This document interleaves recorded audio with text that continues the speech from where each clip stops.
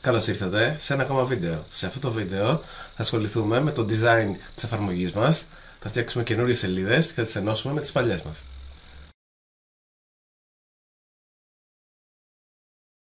Αρχικά, από το μενού Objects and Timelines θα επιλέξουμε τα τρία κουμπιά μας που φτιάξαμε προηγουμένως, κάνουμε δεξί κλικ, Making to Component Screen.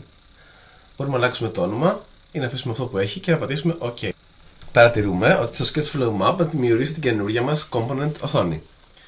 Άμα πατήσουμε το βελάκι μας πάνω στην οθόνη αυτή, δεξιά μας εμφανίζεται το Change Visual Tag. Όταν το πατήσουμε μας εμφανίζεται μενού με διάφορα χρώματα που μπορούμε να επιλέξουμε ώστε να ξεχωρίζουμε το κάθε component που έχουμε φτιάξει.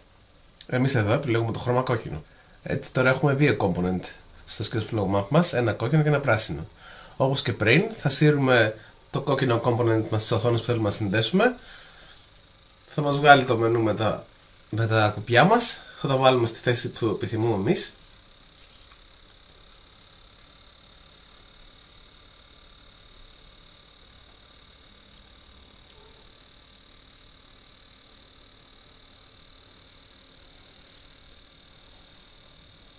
Εδώ μας τα έβαλε πίσω από το block, μας τα λέμε μπροστά, οπότε επειδή το blend δουλεύει σαν στίβα θα πρέπει να τα φέρουμε στο κάτω μεριά της στίβας, όσο πιο κάτω γίνεται.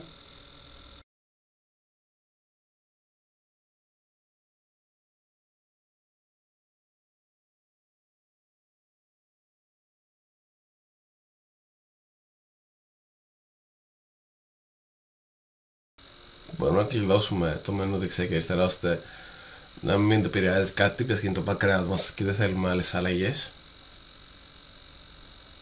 Κάνουμε ένα build project ώστε να σταματήσει να υπάρχει αυτό το κίτρινο τριγωνάκι. Αυτό το κάνουμε πηγαίνοντας στην επιλογή project, build project.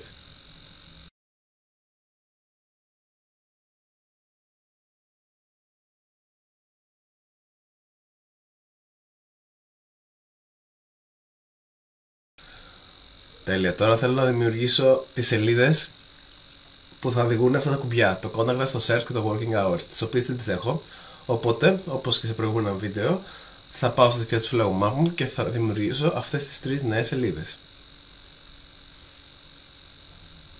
Μεγαλώσω εδώ την περιοχή του Sketchflow Map να φαίνεται καλύτερα.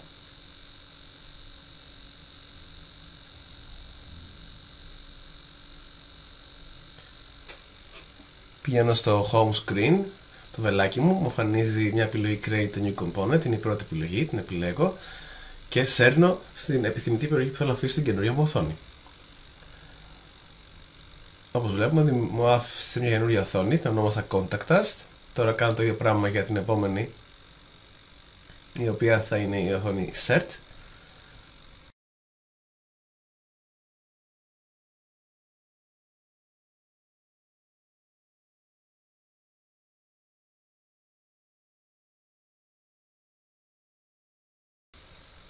Και μια ακόμα φορά για την καινούργια μας οθόνη Working Hours.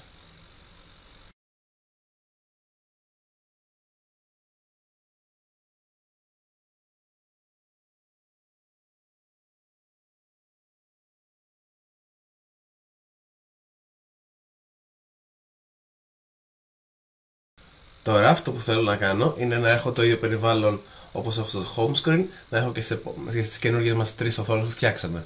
Δηλαδή το ίδιο background, τα ίδια μέρη που είναι τα κουμπιά, τα πάντα.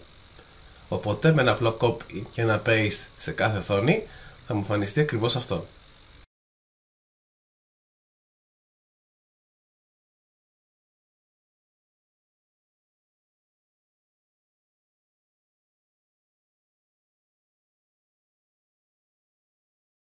Όπως βλέπουμε, η αντιγραφή πέτυχε, είναι ακριβώς τα ίδια με τη home screen, πράγμα το οποίο θέλουμε. Τώρα το μόνο που θα κάνουμε είναι να συνδέσουμε τα καινούργια μας component με τις καινούργιες μας οθόνες.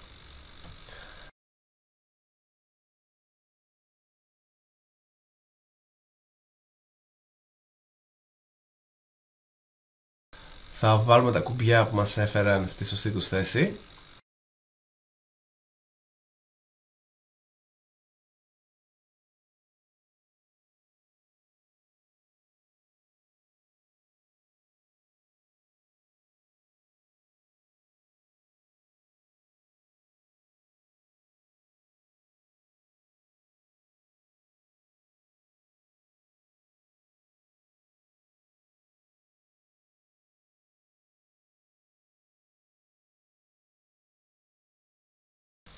Και τώρα θα πάω στην οθόνη μου την Component Screen Buttons και θα κάνω διπλό κλικ.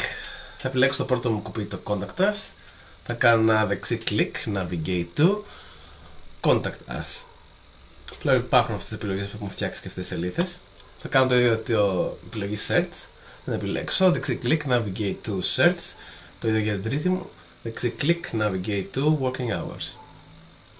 Έτσι η συνδεμολογία όλων των οθονών έχει επιτευχθεί. Θα τρέξω στο project μου, στο project Run Project, διαρρησματάω F5